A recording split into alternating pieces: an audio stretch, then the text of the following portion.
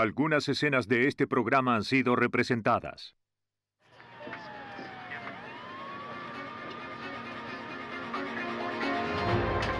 Long Island tiene un francotirador libre. Las únicas pistas para los investigadores son restos de las municiones con las que caza a sus víctimas. Los investigadores de Kentucky intentan determinar el paradero de una mujer que ha desaparecido. Su familia teme lo peor, pero no hay pistas, ni motivo, ni escena del crimen. Un joven en Georgia recibe un disparo mortal durante una excursión de pesca. La policía halla el cuerpo de su prometida a 11 kilómetros río abajo. Los cascos de bala son el único rastro que ha dejado el asesino. En una fracción de segundo, una bala puede destrozar varias vidas. Los forenses logran descifrar las pistas grabadas en plomo cuando víctimas inocentes quedan atrapadas en la línea de fuego.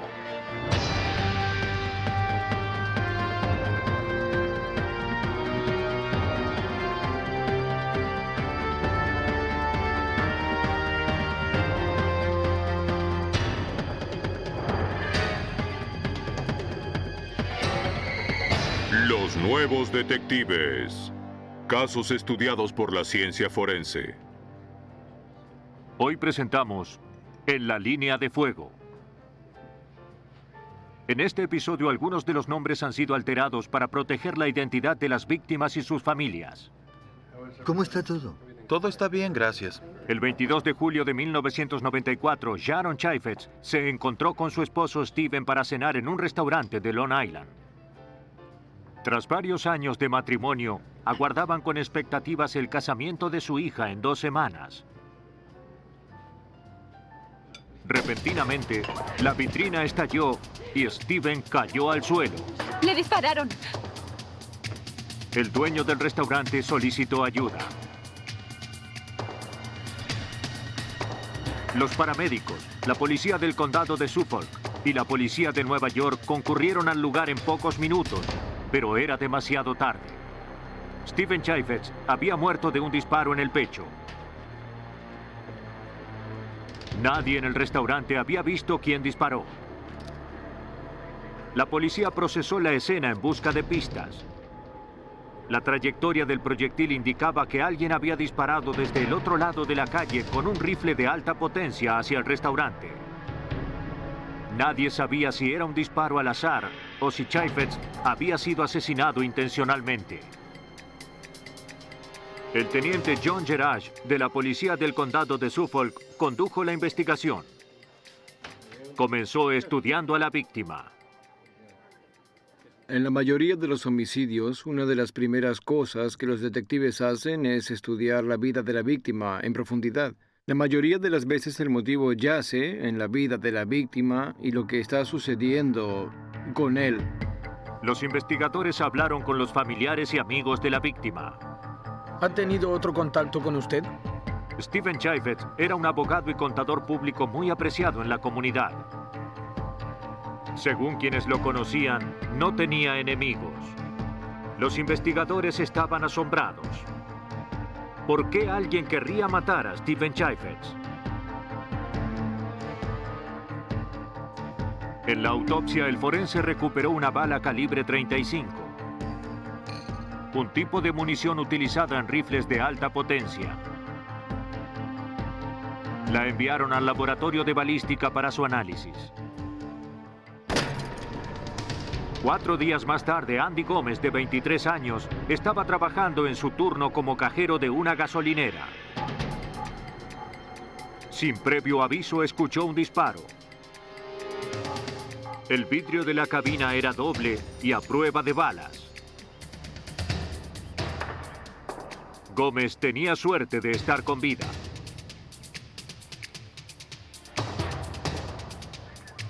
A los pocos minutos la policía aseguró el área. No hallaron rastros de quién había efectuado el disparo. Gómez tenía poca información para aportar a la policía. No hubo un intento de robo y no había visto a nadie antes del disparo. Todo lo que el francotirador había dejado era la bala que se fragmentó al impactar con el vidrio. La policía recogió los fragmentos para enviarlos al laboratorio. El modus operandi de ambos ataques era idéntico. En el saco marrón está el número Ítem 1. número 1.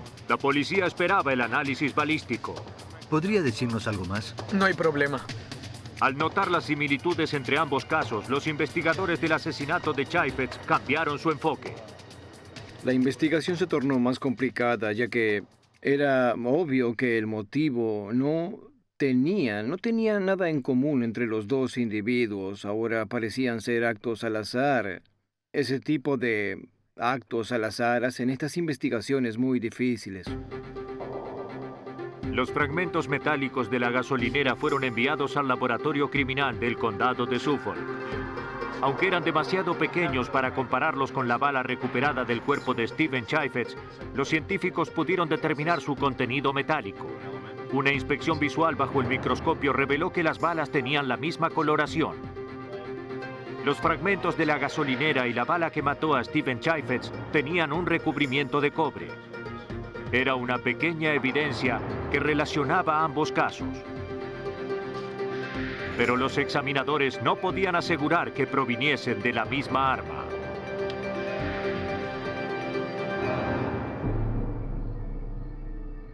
El 3 de agosto, a una semana del disparo en la gasolinera, la madre soltera de 42 años, Kelly Spade, se hallaba finalizando su turno en un local de comidas rápidas. Un disparo atravesó la vitrina, hiriendo a Kelly.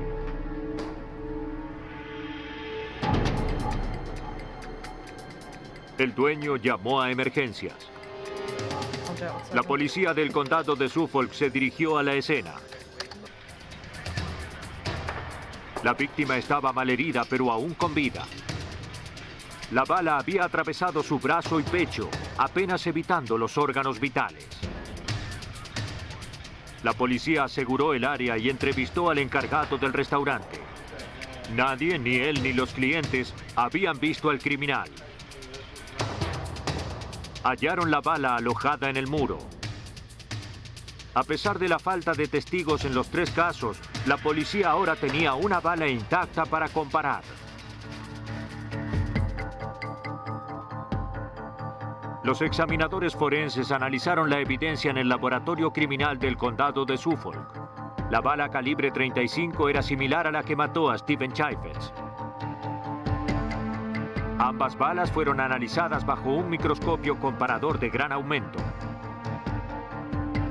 Cada arma tiene dentro de su cañón una serie de canales llamados planos y estrías. Estas estrías marcan los proyectiles mientras avanzan por el cañón, dejando una serie de huellas. Estas huellas son similares a las dactilares, en el sentido de que no hay dos armas que produzcan las mismas. Al comparar las marcas en ambas balas, notaron que coincidían. ¿Puedes probar que coinciden? Sí. Los técnicos del laboratorio podían finalmente probar que estos casos de disparos estaban relacionados. La policía no sabía cuándo o dónde el criminal atacaría nuevamente.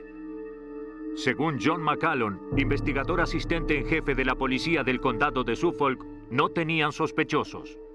No teníamos a nadie en quien concentrarnos, ni siquiera un grupo de personas en quien hacerlo. El mayor obstáculo en este caso era la identidad. ¿Quién podría ser? ¿Quién era? ¿Cómo podíamos detenerlo? ¿Cómo probar un caso en su contra? A medida que las noticias acerca de los disparos al azar se propagaban, la prensa llamó al criminal desconocido el francotirador de Suffolk.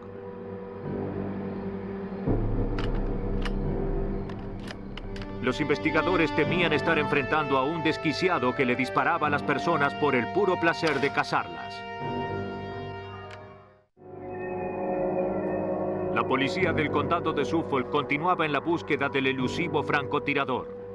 Un hombre había muerto y otras dos personas apenas se salvaron de su mira asesina. Los investigadores estaban confundidos.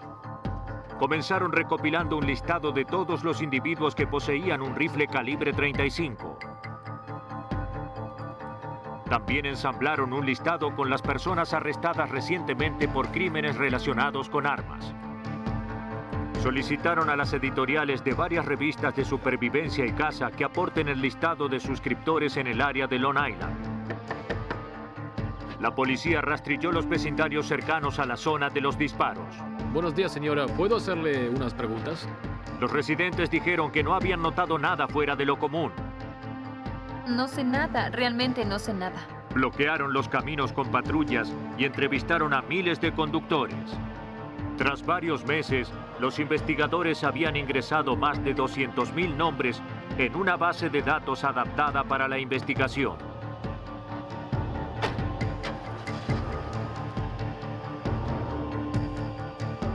De entre estos nombres, el sargento Edward Light extrajo 600 posibles pistas.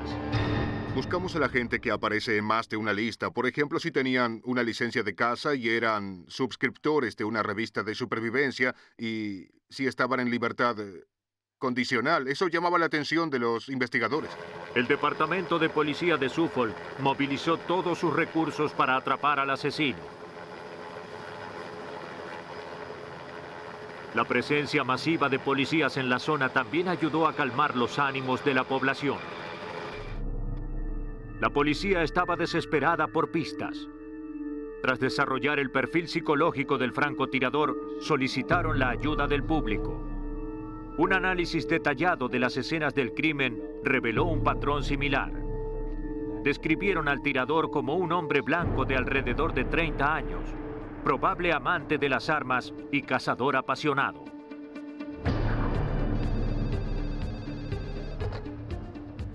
La táctica pronto dio sus frutos. La policía recibió una llamada de un oficial. Uno de sus casos, un hombre llamado Peter Sylvester, cumplía con el perfil del francotirador. Ha sido bastante difícil de establecer. Sylvester tenía un prontuario policial extenso, incluyendo condenas por posesión de armas robadas. Vivía cerca del lugar donde habían ocurrido los crímenes. Los investigadores decidieron vigilarlo. A los pocos días observaron a Sylvester violando los horarios establecidos en su libertad condicional. Lo arrestaron para interrogarlo. Siéntese aquí. ¿Cuál es su nombre? Peter Sylvester. En el momento de su arresto, Sylvester portaba una pistola 9 milímetros. ¿Es su arma? Cuando le preguntaron acerca del francotirador, negó estar involucrado. ¿Sabe qué es lo que le sucede? La policía verificó el número de serie de la pistola 9 milímetros. Estaba denunciada como robada en una tienda de deportes cercana. Sylvester fue arrestado por múltiples violaciones a su libertad condicional, incluyendo la posesión de un arma robada. Aunque había poca evidencia que lo incriminara, la policía lo consideró el sospechoso principal. ¿Cómo están? Los investigadores entrevistaron al antiguo empleador de Sylvester. Les dijo que Sylvester había abandonado una escopeta calibre 410 en la parte trasera de su camión de reparto. La policía la llevó como evidencia. Están esos oficiales para hablar con usted. Continuaron verificando todas las pistas relacionadas con armas. ¿Cómo está usted? Una de esas pistas conducía a un hospital mental. Allí hablaron con un hombre que había amenazado con suicidarse utilizando un rifle de alto poder. El paciente dijo que el rifle era un Remington 356. No, yo no. Aunque no era el tipo de arma utilizada en los crímenes, el paciente le dio a los investigadores un dato intrigante. Les dijo que había adquirido el rifle de un amigo llamado Peter Sylvester. La policía revisó el número de serie en el arma del paciente. Había sido robada de una tienda de deportes 2 semanas antes de que comiencen los disparos. Durante ese robo había sustraído otras 2 armas, un rifle William calibre 35 y una escopeta calibre 410. Verificamos con el laboratorio. Compararon los números de serie de la escopeta robada con la recuperada del empleador de Sylvester. Coincidían. La tercera arma robada, el rifle calibre 35, coincidía con el tipo de arma utilizado en el asesinato de Stephen Chaffetz. Pero esa arma no aparecía. La tercera arma, la que faltaba, coincidía casi exactamente con la descripción del arma que buscábamos como el arma homicida. 2 de las 3 armas robadas habían sido relacionadas con Sylvester. Parecía razonable que estuviese relacionado con el rifle calibre 35 que faltaba. Ahora, los investigadores necesitaban probar que el arma faltante era el arma homicida. Visitaron al encargado de la tienda de armas donde las habían robado. Los registros de venta indicaban que un dueño anterior había vendido a la tienda ese rifle calibre 35. La policía le solicitó el domicilio. En ese momento, la policía tenía una esperanza: que el dueño anterior tuviera en su poder balas disparadas con ese rifle para compararlas con las halladas en las escenas del crimen. Si surge algo, llámenos. El dueño anterior recordaba haber practicado disparando contra un árbol durante la temporada de caza anterior, pero de eso hacía ya un año. Si lograban hallar ese árbol, los investigadores podrían dar con la evidencia que necesitaban. El detective de homicidios del condado de Suffolk, Kevin Cronum, era optimista. Dijo que cazaba en esa montaña desde hacía 20 años. Estaba confiado en hallar el árbol. Nos contagió esa confianza y fuimos hasta allí con mi equipo. ¿Cuál, John? Llévanos a él. Los oficiales siguieron al hombre hasta el bosque. Los condujo directamente al árbol que había usado para practicar. Notando varios hoyos de bala, los investigadores cortaron el árbol.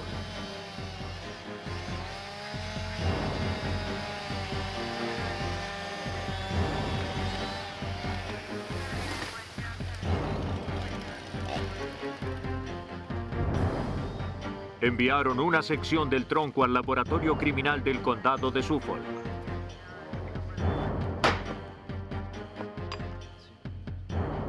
En el laboratorio se abrieron las secciones del tronco. Recuperaron varias balas. Los examinadores podían comparar estas con la recuperada del cuerpo de Stephen Chaffetz. Las características de ambas balas coincidían. Los investigadores habían logrado utilizar un rifle desaparecido para relacionar al sospechoso con el asesinato. Estaban construyendo un caso contra Peter Sylvester. Obtuvieron una orden para registrar la casa donde Sylvester vivía junto a su madre. Los oficiales creían que el arma se hallaba en algún lugar de la casa. Revisaron por todas partes. Finalmente, la policía halló el rifle William calibre 35 oculto en el cielo raso. Probar que Sylvester era el francotirador ahora dependía del laboratorio criminal del condado de Suffolk.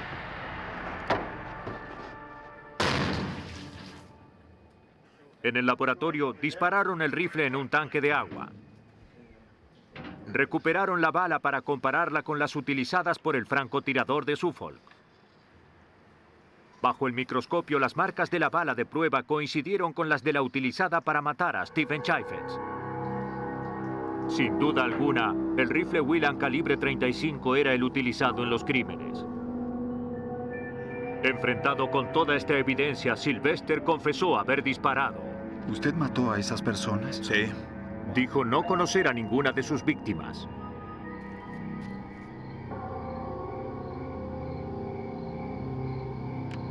Desde algún lugar oculto aguardaba hasta tener un blanco fácil. Lo ubicaba en la mira y disparaba. Peter Sylvester fue hallado culpable de homicidio, recibiendo una condena de 35 años a cadena perpetua. Nunca se establecieron los motivos. El tranquilo paisaje de Dry Ridge, Kentucky, no parece ser un lugar propicio para un crimen terrible. Pero tal vez sea el lugar perfecto.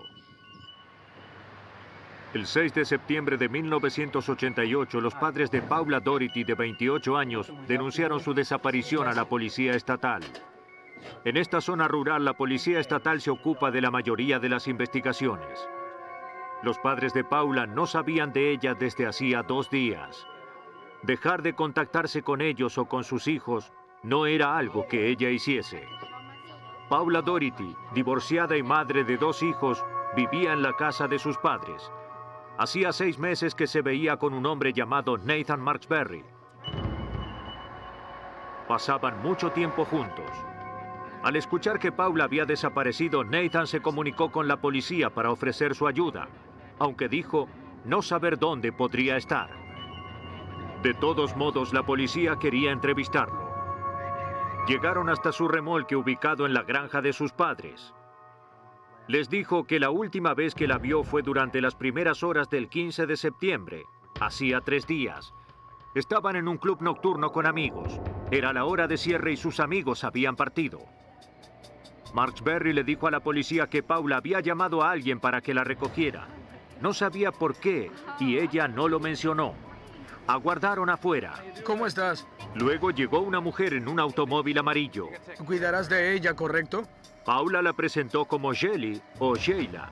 Nunca la había visto antes. Se alejaron y Nathan condujo solo hasta su casa. Marksberry dijo que la mujer era una prima o amiga de Cincinnati. Paula no parecía molesta. Todo era muy misterioso. Los investigadores también lo pensaban. El sargento Ron Harrison descubrió que no era común en Paula el simplemente levantarse y partir sin decir una palabra. El último miembro de la familia con quien habló antes de desaparecer fue su madre, a quien llamó a eso de las 10 u 11 de esa noche. No le dijo a su madre que estuviese llamando a alguien para que la recogiera. No le solicitó a su madre que haga arreglos como para que alguien fuese a recogerla. No hizo en absoluto nada por el estilo. Los investigadores hablaron con los amigos que estaban con Paula esa noche. ¿Sargento Harrison? Sí. Todos admitieron haberse retirado antes que Paula y Nathan. Asimismo, todos dijeron que la noche no terminó bien. Al dejar el bar sobre la hora de cierre, todo parecía normal.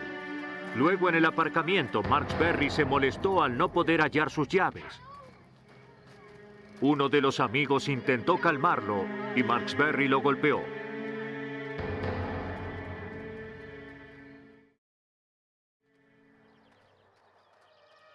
El sargento Harrison regresó al lugar, pero no halló nada en el aparcamiento del bar. Como resultado del altercado, todos estos individuos casi al mismo tiempo dejaron el aparcamiento.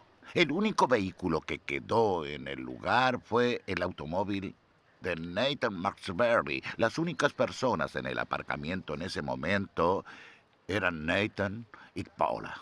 Esa era la última vez que alguien había visto a Paula con vida. El sargento Harrison no pudo determinar nada más de lo que sucedió esa noche. Los testigos dijeron haber visto en el pasado cómo Marksberry abusaba físicamente de sus compañeras. Si agredió a Paula, ella nunca había dicho nada. La policía estatal solo contaba con 2 hechos para trabajar. Una mujer confiable que desapareció de improviso y su compañero, a quienes los testigos lo describían como un abusador. Aunque Nathan Marksberry era el sospechoso principal en la desaparición de Paula, no había ni un rastro de evidencia que lo relacionara con un crimen. Los investigadores tenían las manos atadas. Aunque poco probable, era posible que Paula hubiera desaparecido por su propia voluntad. La familia de Paula no descansaba. Desesperados por respuestas, buscaron pistas en la granja de Marksberry. Esto causó algunos problemas. La familia de Marksberry me hablaba, respondían preguntas, me ayudaban en todo lo que estuviese a su alcance para hallar a Paula. No quería arriesgar eso. No estaban felices con el hecho de que la familia Doherty estuviese en sus terrenos al mismo tiempo. Como resultado, debimos hablar con la familia Doherty y explicarles que, aunque tenían el derecho de conducir una búsqueda, no podían ingresar en la propiedad de los Marksberry. La investigación del paradero de Paula continuó con entrevistas a sus amigos y a los vecinos de Nathan. Una vecina dijo haber visto a Paula con Nathan cuando se retiraron del bar. Nathan había golpeado a su puerta esa noche. Dijo que quería festejar con ellos. Era tarde y era algo muy extraño. Nunca antes habían salido con Nathan y tampoco deseaban hacerlo. No, gracias. No, está bien, ¿no? Decidieron no acompañarlo. No vieron a Paula Doherty con él, pero vieron la silueta de lo que parecía ser una mujer en el automóvil, aunque no pudieron identificarla, ya que no descendió del vehículo. Nathan se retiró y ya no lo vieron a él ni a Paula por el resto de esa noche. Era otra pista débil, pero indicaba que Nathan, a diferencia de lo que había dicho, no estaba solo cuando condujo hasta su casa. Otros relatos eran igualmente extraños y poco creíbles. No hizo nada en su vida. Un oficial de la policía estatal dijo haber visto a Nathan trabajando en la granja tras la desaparición de Paula. Estaba allí afuera, esas llamas.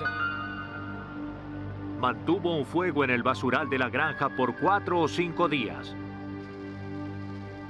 Luego se lo vio entre las brasas y los restos. Los vecinos dijeron que era muy inusual que Nathan hiciese cualquier tipo de trabajo. Rara vez lo veían trabajar en la granja. Era un hoyo al aire libre. Para los investigadores, las acciones de Nathan eran sospechosas. A pesar de sus sospechas, las autoridades no tenían motivos para solicitar una orden de registro. No tenían derecho a ingresar en la propiedad. Marksberry estaba en libertad de continuar destruyendo posible evidencia. Paula Doherty, de 28 años, estaba desaparecida y se presumía su muerte. Su compañero, Nathan Marksberry, había sido visto quemando basura en la granja de sus padres durante los días posteriores a su desaparición. Los investigadores de Kentucky creían que Nathan estaba quemando evidencia. Su mejor pista no era más que una corazonada. Para probar la teoría debían registrar el basural de Marksberry, pero no tenían una orden. Intentaron el modo directo. Le solicitaron permiso a su padre.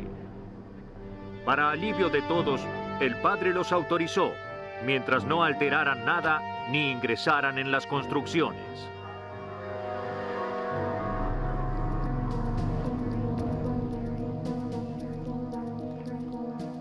Anticipando lo que podrían hallar, la policía estatal llevó un antropólogo forense entrenado para reconocer restos humanos, aunque estén en pequeños trozos. Fue exactamente lo que hallaron en el basural. Restos de huesos humanos. En ese momento interrumpí la búsqueda.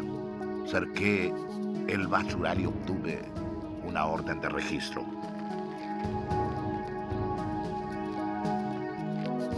La orden le daba al equipo forense de la policía unos pocos días para registrar el lugar. Dado el tamaño del basural y la condición en que se hallaban los restos, necesitarían cada minuto. Se tamizaron y ordenaron los restos.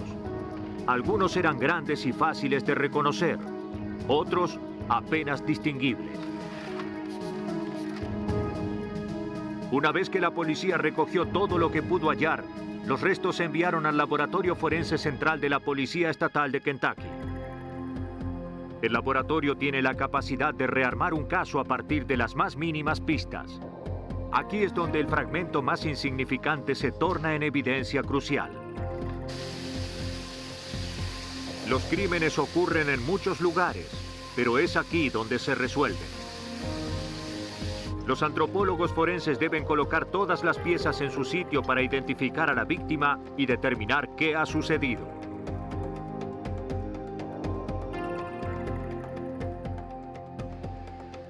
Según la doctora Emily Craig, antropóloga forense del estado de Kentucky, esto requiere de mucha paciencia, agua y jabón.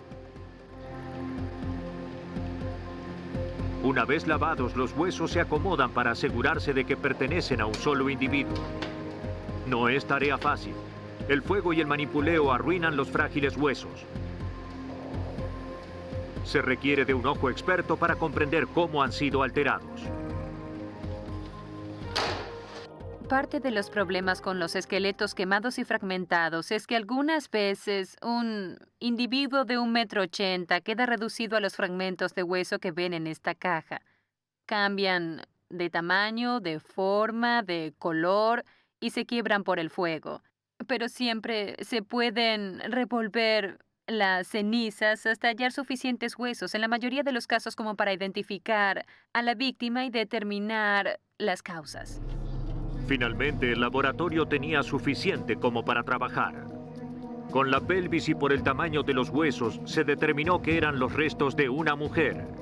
Ahora, debían probar que se trataba de Paula Doherty. Para identificarla, el laboratorio confiaba en los dientes de la víctima, la mayoría de los cuales habían sido recuperados en la granja de Marksberry.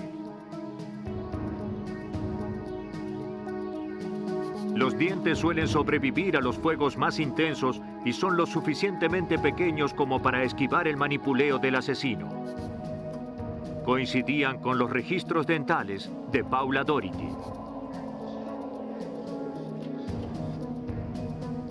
Hallar el cuerpo no prueba que fue un homicidio. De hecho, una vez que identificaron los restos, Nathan Marksberry contactó a la policía para decirles que Paula se había suicidado y que él se deshizo del cuerpo ya que pensó que nadie le creería. Las autoridades no le creían, pero el sargento Harrison temía que un jurado pudiera hacerlo. Marksberry dijo que Paula se había disparado en la cabeza. Entregó a la policía el arma que ella habría usado.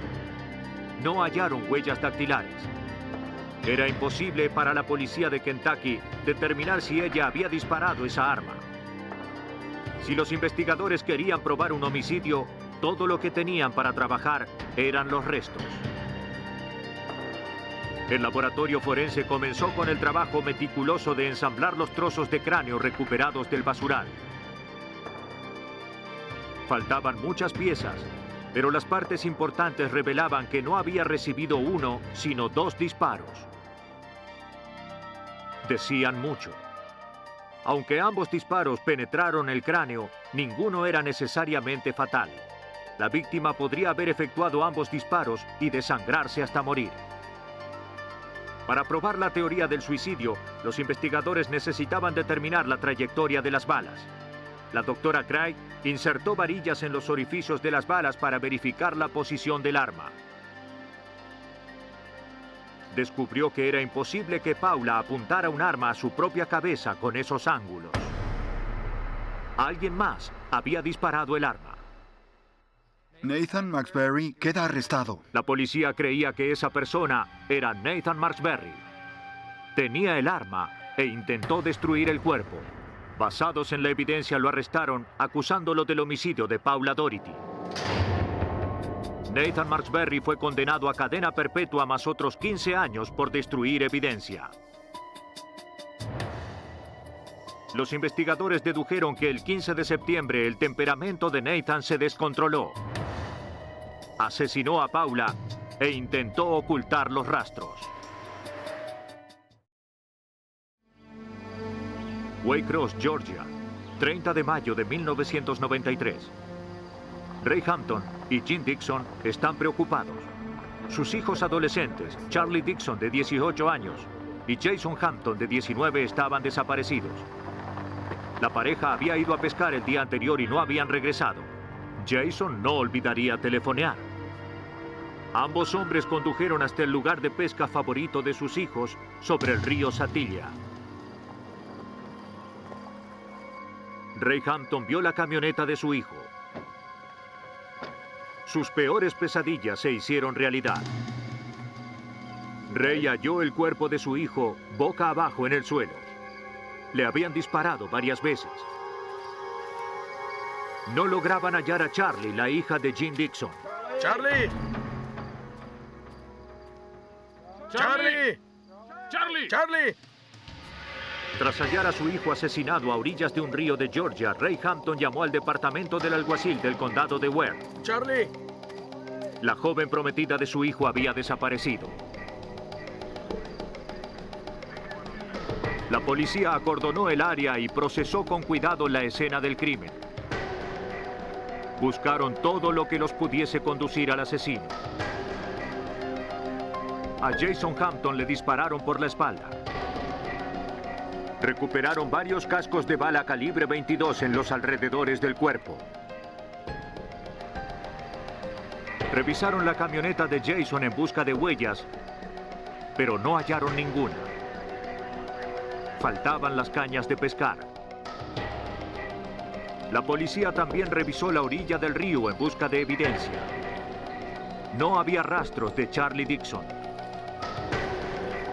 La policía local solicitó la ayuda de la Agencia de Investigaciones de Georgia. El agente especial Bill Butler recibió la llamada. Sabíamos que teníamos un caso grande entre manos, un hombre joven que había sido asesinado brutalmente y una adolescente desaparecida. Seguramente deberíamos esforzarnos en todas las áreas para hallarla y dar con el criminal. Los investigadores se dividieron en equipos para buscar a Charlie Dixon en los bosques que rodean al río Satilla. No lograban hallarla. Los investigadores se negaban a aceptar que no podían dar con ella. Hicieron un trágico hallazgo a 10 kilómetros del sitio donde hallaron el cuerpo de Jason.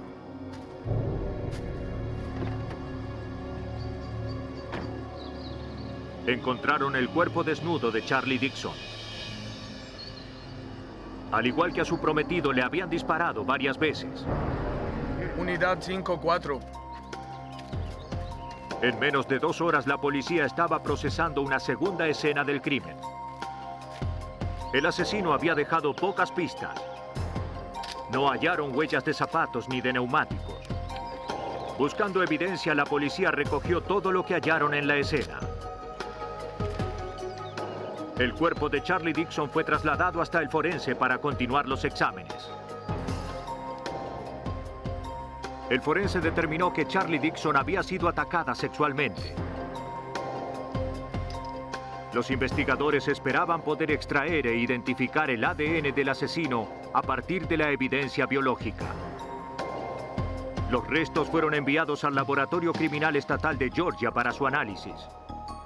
El forense John Weigel examinó la evidencia. Al buscar el ADN en las muestras, lo primero que debemos determinar es si hay suficiente ADN como para continuar con el análisis. Y sí, lo había. Si tienes la oportunidad, hazlo. Recuperaron el ADN. Pero la policía no tenía sospechosos para poder compararlo. Sabían que debían trabajar deprisa. El periodo crítico en toda investigación son las primeras 7 u 8 horas de ocurrido el hecho. En ese momento es cuando hacemos los trabajos más importantes de la investigación. Incluye la escena del crimen, las entrevistas iniciales con los amigos y familiares de la víctima, y es entonces cuando recopilamos la mayor información que con suerte nos llevará a resolver el caso. Esperando hallar pistas, la policía entrevistó a los padres de las víctimas. ¿Qué hay cerca del río donde los hallaron? Había alguien allí. Los Hampton y los Dixon dijeron que los jóvenes eran queridos por sus amigos y que nunca habían estado en problemas. Charlie, en su último año de escuela, anhelaba su graduación. Eran niños perfectos. Charlie acababa de comprometerse con Jason, quien estaba en su primer año de universidad. Los padres informaron a los investigadores que en la mañana del 30 de mayo, Jason recogió a Charlie para ir de pesca. Planeaban pasar el resto del día en el río Satilla. Cuídense bien, los veo luego. Fue la última vez que los vieron con vida. Las balas del doble homicidio se enviaron al laboratorio de balística del GBI para investigarlas. Las huellas sobre cada bala coincidían. Esto verificaba lo que los oficiales ya sospechaban. Charlie Dixon y Jason Hampton habían sido asesinados con la misma arma, un rifle Remington calibre 22.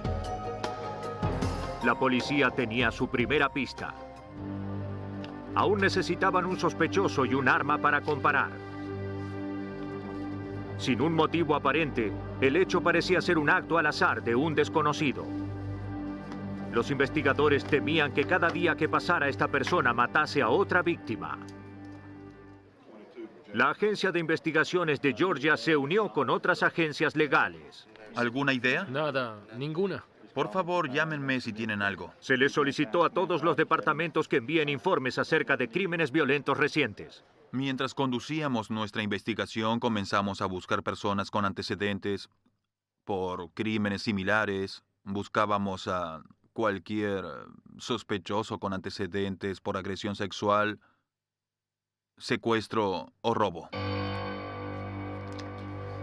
Entrevistaron a cientos de sospechosos potenciales. 60 aportaron muestras de ADN en forma voluntaria. Esas muestras se enviaron al laboratorio del GBI para compararlas. Ninguna coincidía con la evidencia biológica extraída del cuerpo de Charlie Dixon.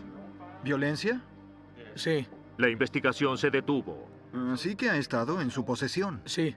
A medida que transcurría el tiempo, estábamos frustrados, ya que no lográbamos dar con ningún sospechoso.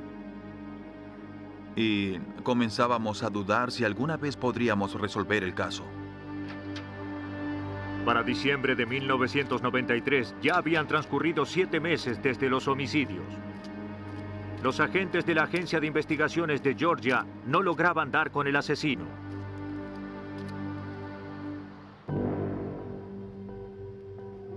Los investigadores en Waycross, Georgia, se devanaban por resolver el doble homicidio de la pareja de jóvenes enamorados. El listado de sospechosos potenciales trepó a más de 1000. Identificar al asesino llevaría tiempo. Debíamos tener paciencia. Todos los días en las reuniones del grupo de trabajo repetíamos que debíamos ser pacientes, avanzar, seguir cada pista, documentar todo y seguir investigando hasta hallar al culpable de estos horribles crímenes. La paciencia rindió sus frutos. Los investigadores finalmente tenían algo. Provino de una prisión local. Las autoridades les informaron acerca de un prisionero que había sido arrestado por violar su libertad condicional. El hombre había amenazado con matar a su madre y hermano con un rifle. Su nombre era Billy Daniel Rawlerson. Un estudio de sus antecedentes reveló que Rawlerson estaba en libertad condicional tras una condena por robo. ¿Dónde estuvo la semana pasada? Los investigadores interrogaron a Rawlerson.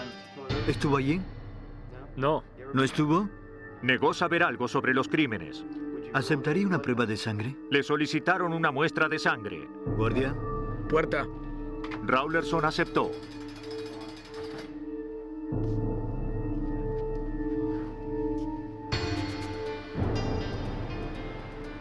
En el laboratorio, los científicos extrajeron el ADN de la muestra de sangre.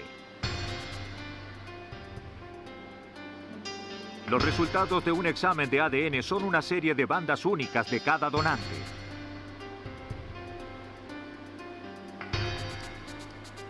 Compararon el patrón de las bandas obtenidas del ADN de Rawlerson con el de las muestras del cuerpo de Charlie Dixon. El análisis de la computadora mostraba que coincidían estadísticamente. No más de una persona en 10.000 millones podía tener ese patrón. Era una certeza científica que el ADN del material biológico recuperado del cuerpo pertenecía al señor Rawlerson. Muy bien, registremos este lugar. La policía obtuvo una orden de registro para la casa de Rawlerson. Allí hallaron 2 cañas de pescar. Una fue identificada como perteneciente a Jason Hampton. También hallaron un rifle desarmado, un Remington modelo 66 calibre 22. La policía esperaba que coincidiera con el arma utilizada en los crímenes. El rifle confiscado fue ensamblado y enviado al laboratorio para su análisis.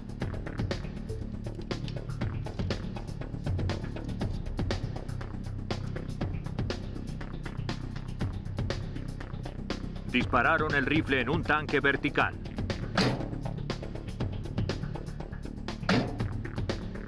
El agua detiene al proyectil sin dañarlo, dejando todas las marcas intactas para poder compararlas. El examen demostró sin dudas que las balas que mataron a ambas víctimas provenían de este rifle.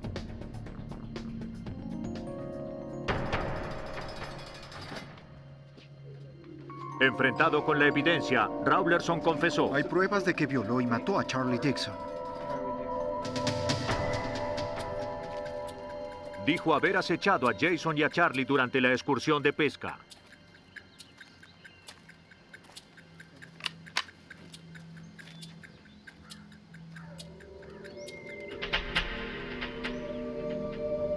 Cuando la pareja subió a la camioneta, disparó contra Jason Hampton.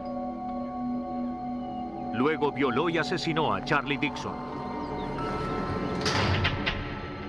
El 5 de marzo de 1994, Billy Daniel Rawlerson fue sentenciado a muerte en la silla eléctrica de Georgia. Cuando se utiliza un arma para cometer un homicidio, las balas suelen proveer la evidencia que incrimina al asesino. Utilizando ciencias forenses de avanzada, los investigadores pueden descifrar las pistas grabadas en plomo y hacer justicia cuando víctimas inocentes quedan atrapadas en la línea de fuego.